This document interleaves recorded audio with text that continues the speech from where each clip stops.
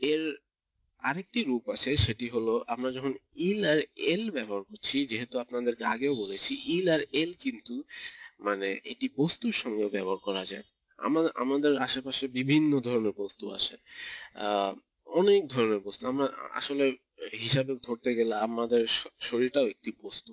আমাদের মানব যে শরীরটি আছে সেটিও একটি বস্তু। তার ভিতরে যে অঙ্গ প্রত্যঙ্গ, অর্গান গুলো আছে, সেল গুলো আছে, ব্রেইন, হার্ট, যতগুলো সিস্টেম আছে, ডাইজেস্টিভ সিস্টেম, কার্ডিওভাস্কুলার সিস্টেম, যত সিস্টেম আছে সবগুলোই বিভিন্ন বস্তু দ্বারা তৈরি। তো আমরা যদি এখানে দেখি যে বাংলাতে আর ইংলিশে, বাংলা ইংলিশে আপনি হি আর সি, ইংলিশে আমরা দেখতে পাই এখানে অনুবাদটি হচ্ছে হি আর সি। হি আর সি দিয়ে কিন্তু আসলে এখানে বোঝানো হচ্ছে ছেলে অথবা মেয়ে। এখানে যেটা মূল লক্ষণীয় বিষয় সেটি হচ্ছে হি আর সি কিন্তু মানুষকে বোঝানো হচ্ছে, এটা কিন্তু কোনো বস্তুকে বোঝানো হচ্ছে না।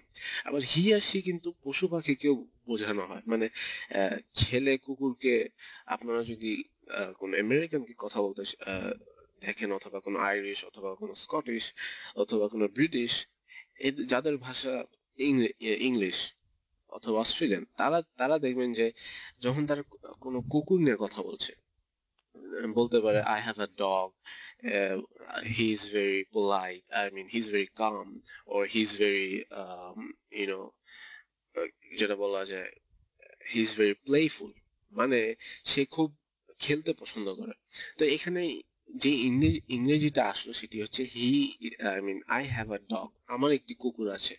এরপরে বলা হলো যে সাবজেক্ট প্রোনাউনটি ব্যবহার করা হচ্ছে কুকুরকে বোঝানোর জন্য, সেটি হচ্ছে হি। তার কারণ কুকুরটি হয়তো একটি ছেলে কুকুর। তো আমরা ইংলিশে যেটা বুঝতে পারছি সেটা হচ্ছে হি আর সি দিয়ে আমরা মানুষকে যেমন বিভক্ত করতে পারি ছেলে আর মেয়েতে, সেরকম কুকুর, পশু পাখি এসবকে আমরা বোঝাতে পারি। কিন্তু হি আর সি কিন্তু কোনো বস্তুকে বোঝায় না। হি আর সি আমরা কোনো বস্তুকে বোঝাই না। তার মানে ইংলিশে হি আর সি দিয়ে আপনি কোনো বস্তুকে খুঁজে পাবেন না, কিন্তু ফরাসিতে প্রত্যেকটি বস্তুকে আপনি হি অথবা সি, সি এর দ্বারা মানে ইল অথবা এল এর দ্বারা বোঝাতে হয়। তার মানে ফরাসিতে আমরা তিনটা বিভক্তিকরণ পাচ্ছি। প্রথমটি হচ্ছে হিউম্যানস অথবা মানুষের জন্য, যেটা বলতে পারি। দ্বিতীয়টি হচ্ছে অ্যানিমালস, এবং এটা হচ্ছে দ্বিতীয়, এবং তৃতীয়টি হচ্ছে থিংস, মানে বাংলায় যেটাকে আমরা বস্তু বলছি, মানে জিনিসপত্র, অবজেক্ট, ইংলিশে এটা বলা যায় অবজেক্ট। তো ফরাসিতে আমরা তিনটা জিনিস খুঁজে পাচ্ছি, মানুষ, পশু এবং বস্তু।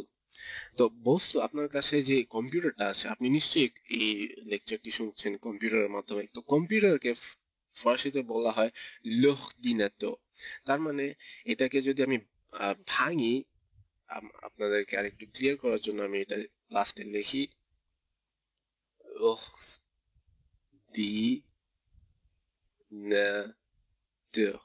এটাকে এইভাবে লেখা, কারণ এখানে দুটো ভাওয়েল আছে তাই এটা হবে না। লর্ডিনাতো।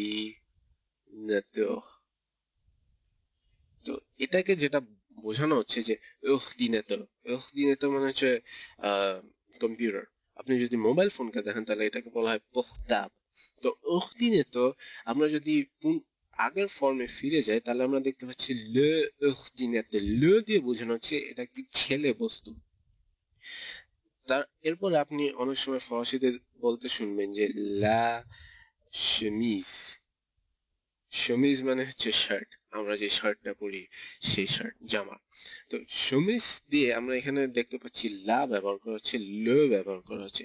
যদিও আমরা এটা নিয়ে এখনো বিস্তারিত ভাবে কোনো আলোচনা করি নাই, কিন্তু এইটা এখানে বোঝার কারণটি হচ্ছে বস্তুকেও আমরা ছেলে অথবা মেয়েকেও বিভক্ত করি। যেমন এখানে দেখতে পাচ্ছেন যে দিনাতো মানে কম্পিউটার, কম্পিউটারকে বলা হচ্ছে এটি একটি ছেলে বস্তু, মানে লে দিনাতো, এটি একটি ছেলে কম্পিউটার, মানে একটি ছেলে বস্তু। আবার শমিজকে বলা হচ্ছে লা শমিজ, এই লাটা দিয়ে বোঝানো হচ্ছে যে এটি একটি মেয়ে বস্তু, মানে এই বস্তুটি শমিজ মানে শার্টটি একটি মেয়ে বস্তু। আর এইখানে এখতিনাতো কম্পিউটারটি একটি ছেলে বস্তু।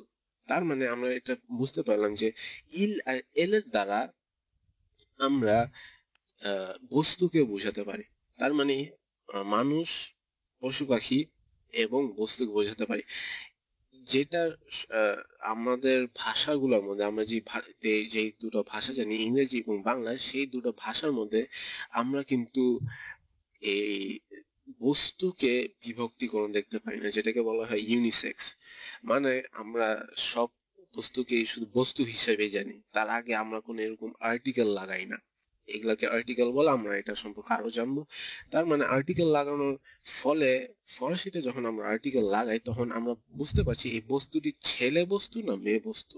এই ক্ষেত্রে সেমিজ হচ্ছে মেয়ে বস্তু, আর এবং এই দ্বিতীয় উদাহরণের ক্ষেত্রে এই বস্তুটি অধীনেতে হচ্ছে ছেলে বস্তু। তো সেরকম ভাবে আমরা হি আর সি কিন্তু আমরা কিন্তু বলতে পারি না হি কম্পিউটার, হি শার্ট, এভাবে আমরা বলি। আমরা শুধু বলি শার্ট, কম্পিউটার। তার মানে আমরা বলি I am working, I am using a computer, I am wiring a shirt. A shirt মানে একটি জামা পরে আছি, অথবা আমি কম্পিউটার ব্যবহার করছি, অথবা মেশিনটি ব্যবহার করছি, এভাবে বলি। কিন্তু আমরা বলি না আমরা ছেলে মেশিনটি ব্যবহার করছি, অথবা আমরা সেই মেয়ে শার্টটি পরে আছি। কিন্তু ফরাসিতে কিন্তু এই বিভক্তিটা করা আছে, এবং এটিকে আমি এতবার বললাম তার প্রথম কারণ এই সমস্যাটা প্রথম যারা বিগিনার লার্নার তাদের ক্ষেত্রে সবসময় হয়ে থাকে। আমার ক্ষেত্রেও হয়েছে। আমি যখন প্রথম শুরু করি তখন লো এবং লা মানে ছেলে মেয়ের বিভক্তিকরণটা আমি নিজেও প্রথমে বুঝতে পারিনি। মানে মানুষের মধ্যে তো থাকতে পারে, অবশ্যই পশু পাখির মধ্যেও থাকে, এটা তো খুবই স্বাভাবিক। এটা এটা একটি প্রাকৃতিক আইনের মধ্যেই পড়ে। কিন্তু ভাষাগত দিক থেকে ফরাসিরা যে এই বস্তুকেও বিভক্ত করে ছেলে মেয়ের মধ্যে, এইটা আসলে বোঝাটা একটু সময় নেয়। যদিও কঠিন না, একটু সময় নিতে হয়, কারণ আমরা যে দুটো ভাষা জানি, ইংলিশ এবং বাংলা, তার মধ্যে এটার কোনো প্রচলন নেই। এরপর আমরা যেটা দেখছি সেটা হচ্ছে